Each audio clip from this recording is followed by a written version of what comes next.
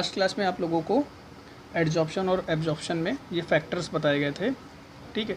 आज इन्हीं को हम लोग डिस्कस करेंगे, ये फैक्टर्स कैसे क्या इफ़ेक्ट करते हैं। तो जैसे हमारा पहला जो फैक्टर है नेचर ऑफ एडजॉर्बेंट, ठीक है। जो नेचर ऑफ एडजॉर्बेंट होता है, अब सिंपल सी चीज़ एडजॉर्प्शन में होता क्या था, हम पहले की बात कर रहे हैं। Nature of adsorbent, simple point है कि जो एडजॉर्बेंट है, ये एडजॉर्बेंट है, इसी पर एडजॉर्बेंट आकर के एडजॉर्ब होते हैं। तो सिंपल सी चीज़, सरफेस जितना ज़्यादा होगा उतना ही ज़्यादा एडजॉर्प्शन होगा।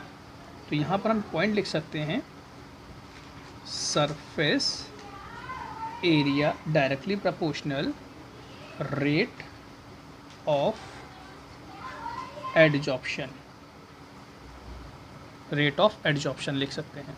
सरफेस एरिया जितना ज़्यादा होगा रेट ऑफ एडजॉर्प्शन उतना ही ज़्यादा होगा। एक एग्जांपल है, एक ग्लास में पानी है और इसी पानी को वाटर है, ये इसी वाटर को हमने सरफेस पर, ये हमारी सरफेस है, सरफेस पर हमने इस पानी को फैला दिया, ठीक है।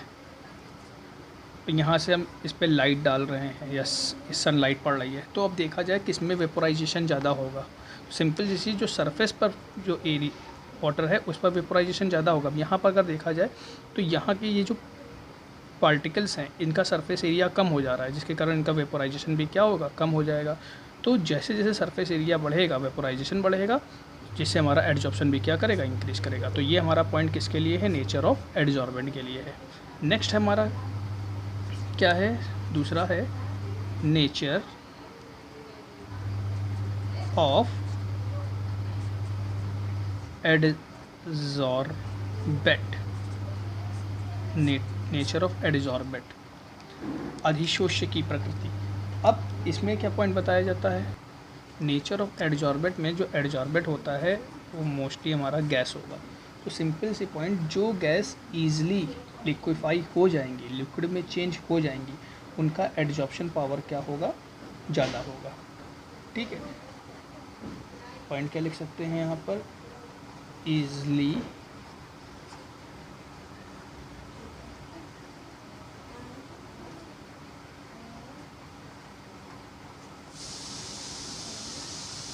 gas are adsorbed to greater extent.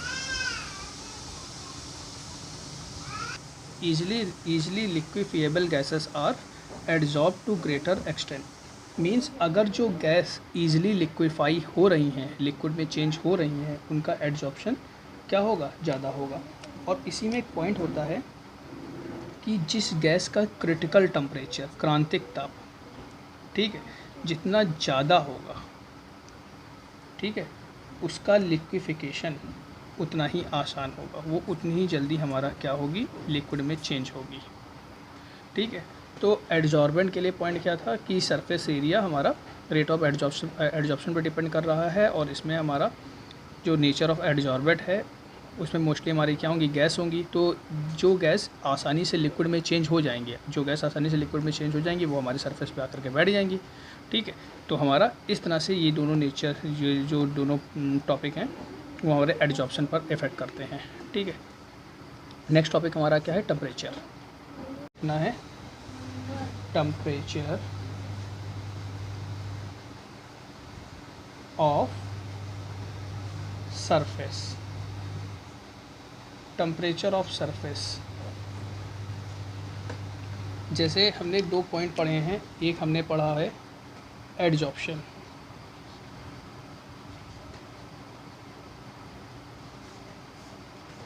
और एक होता है डीजॉर्प्शन।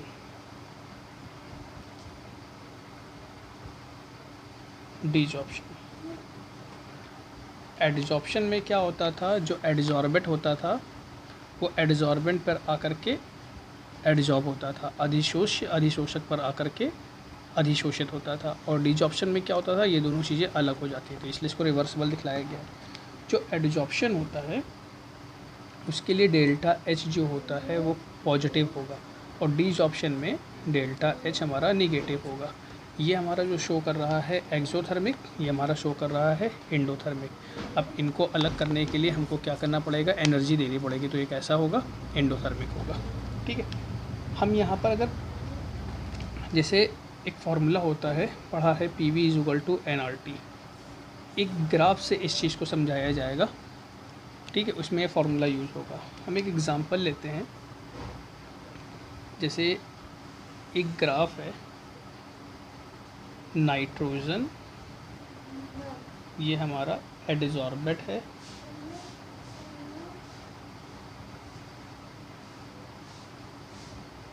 इन सेंटीमीटर क्यूब, और ये हमारा यहाँ पर प्रेशर शो कर रहा है। ठीक है, तो पॉइंट होता क्या है, अगर प्रेशर बढ़ेगा, जैसे जैसे प्रेशर बढ़ेगा वैसे वैसे जो एडजॉर्प्शन होगा वो बढ़ेगा। एग्ज़ाम्पल, जैसे जो नाइट्रोजन होती है, नाइट्रोजन जो होगी प्रेशर बढ़ाने पर, जैसे जैसे नाइट्रोजन प्रेशर बढ़ाएंगे वो हमारी सरफेस पे क्या होगी, एडजॉर्ब होगी। ठीक है, तो जैसे हम यहाँ पर ये एक ग्राफ है, ये जो ग्राफ है 193 केल्विन पर लिया गया है कि एक प्रेशर पर जैसे जैसे हम प्रेशर इंक्रीज़ करेंगे वैसे वैसे नाइट्रोजन हमारी क्या होगी, एडजॉर्ब होगी। फॉर एग्ज़ाम्पल, जैसे ये एक बीकर है, ये हमारा एडजॉर्बेंट है, ये पार्टिकल्स एडजॉर्बेंट हो गए, यहाँ से प्रेशर लगाएंगे तो सिंपल चीज़, प्रेशर जैसे जैसे बढ़ाएंगे ये पार्टिकल इसके ऊपर आकर के क्या हो जाएंगे, एडजॉर्ब हो जाएंगे। ठीक है, प्रेशर बढ़ाएंगे तो ये पार्टिकल आकर के इसी सरफेस पे तो बैठ जाएंगे, लेकिन ये कुछ टाइम के लिए होगा। जब ये सारे एडजॉर्बेट जो होंगे, ये जो एडजॉर्बेट जो होंगे ये इसके सरफेस पे बैठ जाएंगे, जब ये पूरा सरफेस ख़त्म हो जाएगा, इसका सरफेस ख़त्म हो जाएगा, तब चाहे जितना भी प्रेशर लगाओ कोई इफेक्ट नहीं पड़ने वाला है। ठीक है, तो हमारा एडजॉर्प्शन क्या होगा, बंद हो जाएगा, क्योंकि ये सरफेस ही हमारा ख़त्म हो जाएगा तो एडजॉर्प्शन हमारा बंद हो जाएगा। तो यही पॉइंट यहाँ पर दिखलाया गया है कि पहले प्रेशर जैसे जैसे इंक्रीज़ कर रहे हैं हमारा एडजॉर्प्शन हो रहा है, फिर उसके बाद जा कर के ये हमारा क्या हो गया, कांस्टेंट हो गया, फिर चाहे जितना भी जितना भी प्रेशर लगा लिया जाए। ठीक है, लेकिन अगर हम क्या करेंगे, जैसे जैसे टेम्परेचर बढ़ाएंगे, जैसे अब हम यहाँ पर मान लो टेम्परेचर कर दे रहे हैं 247 केल्विन कर दे रहे हैं, तो जैसे जैसे टेम्परेचर बढ़ाएंगे इसका एडजॉर्प्शन क्या होगा, कम हो जाएगा। देखो टेम्परेचर बढ़ा रहे हैं तो एडजॉर्प्शन क्या हो रहा है, कम हो जा रहा है। ऐसे समझो कि जैसे ये एडजॉर्बेंट है, ये इसके पास आ रहा है एडजॉर्ब होने के लिए, लेकिन जब टेम्परेचर बढ़ा देंगे तो जो एडजॉर्बेंट है इनको काइनेटिक एनर्जी मिल जाएगी, काइनेटिक एनर्जी के कारण जैसे दूर भाग जाएंगे, तो इसका एडजॉर्प्शन कम ही तो हो गया। जैसे जैसे टेम्परेचर बढ़ा रहे हैं इसका एडजॉर्प्शन क्या हो रहा है, कम हो रहा है, और टेम्परेचर बढ़ाया तो इसका एडजॉर्प्शन क्या हो गया, कम हो गया। ठीक है, तो इससे हमको ये पता चल रहा है कि प्रेशर बढ़ाने पर एडजॉर्प्शन तो हो रहा है, लेकिन वो भी एक निश्चित समय के लिए हो रहा है। जब सरफेस पूरा कवर हो जाएगा फिर चाहे जितना भी प्रेशर बढ़ा लिया जाए एडजॉर्प्शन नहीं होगा। क्या हो गई है, लाइन कांस्टेंट हो गई है। ठीक है, लेकिन अगर हम टेम्परेचर बढ़ाएंगे तो इसका एडजॉर्प्शन क्या होगा, रूट पॉइंट वही लग रहा है, लेकिन एडजॉर्प्शन हमारा क्या हो रहा है, कुछ घट गया है। जब एडजॉर्बेंट के पास आएगा, अधिशोषक के पास आएगा और उस टेम्परेचर बढ़ा दिया जाए तो इसको काइनेटिक एनर्जी मिलने के कारण ये इससे दूर भाग जाएंगे, एडजॉर्प्शन क्या हो गया, कम हो गया। ठीक है, तो ये हमारा इफेक्ट होता है किसका, टेम्परेचर और प्रेशर के लिए। ठीक है, अब इसमें नेक्स्ट एक टॉपिक देखते हैं। नेक्स्ट यहाँ पे हमारी एक इक्वेशन है जिसे हम फ्रेंडलिक एडजॉर्प्शन आइसोथर्म कहते हैं। आइसोथर्म मतलब कांस्टेंट टेम्परेचर। तो यहाँ पे एक लाइन लिखी हुई है, the extent of adsorption of gas per unit mass adsorbent depend upon the pressure of gas. Means ये कह रहा है कि जैसे मानते हैं कि ये लाइन ये समझा रहा है कि जैसे ये हमारा एक एडजॉर्बेंट है,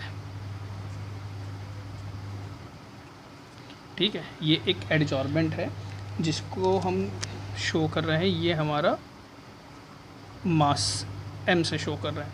इस पर आकर के कुछ गैस के पार्टिकल्स एडजॉर्ब हो रहे हैं, ये हमारे क्या हैं, गैस पार्टिकल हैं, इनको हम शो करेंगे x से। ठीक है, तो ये जो x है यही हमारा क्या है, एक्सटेंड ऑफ एडजॉर्प्शन है। तो यहाँ पर अगर देखा जाए, जो एड्जॉर्बेंट पर जो पार्टिकल्स आकर के एड्जॉर्ब हो रहे हैं वो किस पे डिपेंड कर रहे होंगे, ये हमारे मेन डिपेंड कर रहा होगा x अपॉन m। ये हमारा डायरेक्टली प्रोपोर्शनल होगा किसके, प्रेशर के।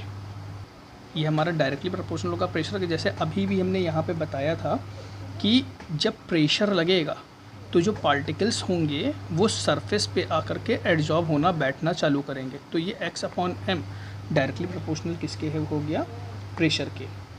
अगर इसी को हम एक ग्राफ से समझें, इसी पॉइंट को अगर ग्राफ से देखें तो ये है हमारा x अपॉन m, ठीक है, और ये है हमारा प्रेशर। तो यहाँ पर जो ग्राफ होगा वो कुछ इस तरह से आएगा, ऐसा ग्राफ आएगा। मतलब क्या हुआ कि यहाँ पर ये जो लाइन है, ये शो करेगा x upon m directly proportional p के, यहाँ तक। और फिर ये जो लाइन है, ये लाइन भी अप कर रही है, यहाँ पर जाके मान रहे हैं कांस्टेंट हो रहा है, ठीक है। ये जो पॉइंट शो करेगा x upon m directly proportional p 1 upon m के, और ये हो जाएगा x upon m directly proportional p0 के। तो यहाँ पर इन सब का मतलब क्या हुआ, तो जैसे हम ये समझते हैं, पीछे वाला डायग्राम ही ले रहे हैं, ये हमारा एड्जॉर्बेंट है, ये हमारा क्या है,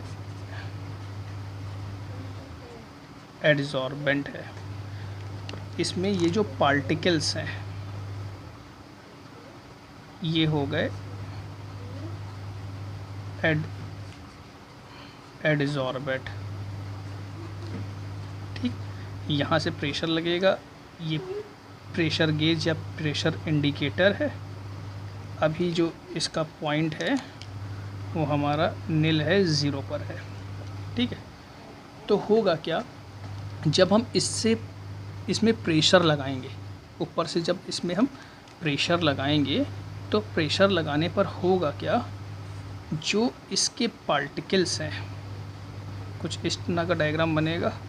जो इसके जो पार्टिकल्स हैं एड्जॉर्बेंट हैं, वो एड्जॉर्बेंट है उस पर आकर के इस तरह लग जाएंगे जब हमने प्रेशर इंक्रीज़ किया है,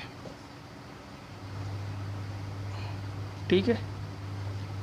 और इस समय निडल कुछ इस तरह शो कर रही होगी, मैक्सिमम प्रेशर को शो कर रही है।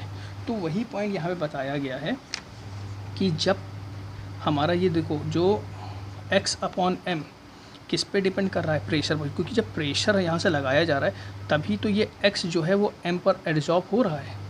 मीन्स ये x अपॉन m किस पे डिपेंड किया, प्रेशर पर। जब यहाँ से प्रेशर अप्लाई किया गया तब ये इस पर एड्जॉर्ब होने के लिए रेडी हुआ। अब हुआ क्या, इस पॉइंट को भी बताते हैं। अब हुआ क्या, अब फाइनल जब प्रेशर लगाया गया, अब देखो, अब चाहे जितना और प्रेशर इसमें इंक्रीज़ किया जाए इस पर कोई फ़र्क नहीं पड़ेगा। क्यों नहीं पड़ेगा, क्योंकि जो पार्टिकल्स थे वो तो इसके पूरे सरफेस को घेर ही चुके हैं।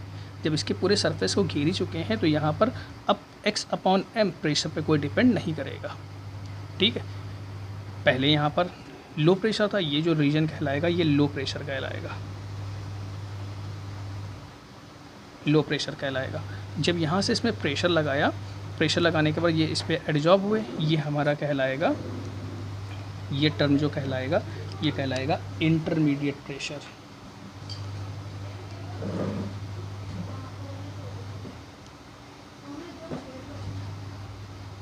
इंटरमीडिएट प्रेशर कहलाएगा। और यहाँ वाला जो टर्म होगा ये हाई प्रेशर, ठीक है। अब देखो, पहले प्रेशर लो था, फिर प्रेशर हाई हो गया, मींस अब अगर और प्रेशर लगाएंगे तो जो हमारे पार्टिकल्स हैं एड्जॉर्बेंट है वो इस पर एड्जॉर्ब नहीं हो सकते, क्योंकि इसकी पूरी सरफेस तो पूरी तरह से भर चुकी, तो एड्जॉर्ब कहाँ होंगे, ठीक है। तो अब x अपॉन m हमारा कोई प्रेशर पे डिपेंड नहीं करेगा। ये जो इंटरमीडिएट टर्म है ये क्या शो कर रहा है, देखो यहाँ पर जो x अपॉन m है, जो x अपॉन m में जो इनिशियल है, इनिशियल में हमारा क्या है, x अपॉन m जो डिपेंड कर रहा है p की पावर 1 पर, और जो फाइनल है x अपॉन m डिपेंड कर रहा है p की पावर 0 पर, मीन्स प्रेशर पर डिपेंड नहीं कर रहा है। तो सिंपल सी चीज़, मैथ का जो टर्म है 1 से लेके 0 के बीच में जो पावर जो नंबर आएंगे उस पर भी तो ये हमारा डिपेंड करेगा। 1 से 0 तक ये हमारा डिपेंड कर रहा है, या 0 से 1 तक ये हमारा डिपेंड कर रहा है, ठीक है। तो जो इसके बीच के जो नंबर आएंगे उस पर भी तो ये पावर हमारी डिपेंड करेगी, इसलिए यहाँ पे हमने यहाँ पे क्या रखा है, p अपॉन n रखा गया है, ठीक है। ये कुछ समझ में आया? ये ग्राफ यही हमारी क्या थी, इसी से हमारी फ्रांडलिक इक्वेशन बनी थी, ठीक है। एक बार फिर से बता रहे हैं, देखो फ्रांडलिक ने क्या बताया था कि जो एडजॉर्बेंट है, एडजॉर्बेंट पर जो गैस पार्टिकल्स होते हैं वो आके एडजॉर्ब होते हैं। तो इन्होंने ये बताया था ये जो x अपॉन m होता है वो किसके डायरेक्टली प्रोपोर्शनल होगा, प्रेशर पर डिपेंड करेगा। उसी चीज़ को उन्होंने इस ग्राफ से एक्सप्लेन किया था। ये डायग्राम से हमने यहाँ पे एक्सप्लेन किया, ग्राफ से एक्सप्लेन किया गया था। उन्होंने ये बताया था कि जैसे ये एडजॉर्बेंट है और ये एडजॉर्बेंट है, ये है हमारा अधिशोष्य, ये है अधिशोषक। तो जब प्रेशर लगाएंगे तो जो अधिशोषक है वो अधिशोष्य पर जाकर के अधिशोषित हो जाएंगे, एडजॉर्बेंट जो है एडजॉर्बेंट पे जाकर के बैठ जाएंगे, ठीक है। तो ये हमारा यहाँ पर अभी प्रेशर लो था, अभी प्रेशर लगाना चालू किया तो पॉइंट हमारा ये बनेगा, ठीक है। यहाँ से ग्राफ हमारा क्या कर रहा है, अप कर रहा है। फिर क्या हो रहा है, एक कंडीशन ऐसी आएगी कि जब जो एडजॉर्बेंट हैं वो एडजॉर्बेंट को पूरी तरह से कवर कर लेंगे। अब अगर और प्रेशर लगाया जाए तो अब इस पर एडजॉर्प्शन नहीं हो सकता, नहीं हो पाएगा, ठीक है। तो यहाँ पर x अपॉन m अब प्रेशर पे डिपेंड नहीं कर रहा है। तो हमारा initial step x upon m 1 पे डिपेंड कर रहा था, प्रेशर की पावर 1 पर, और यहाँ पे फाइनल में x अपॉन m 0 पे डिपेंड कर रहा है। तो इसके बीच के जो नंबर्स आएंगे उस पर भी तो ये हमारा x अपॉन m डिपेंड कर रहा होगा, ठीक है। तो ये चीज़ इंटरमीडिएट प्रेशर को ये शो किया गया है, ठीक है। अब यहाँ पर ये जो पॉइंट आता है, कई बार इस पॉइंट को पूछ लिया जाता है, ये जो पॉइंट है इसको हम PS से दिखलाते हैं, इसे हम कहते हैं सैचुरेशन प्रेशर कहा जाता है, सैचुरेशन प्रेशर।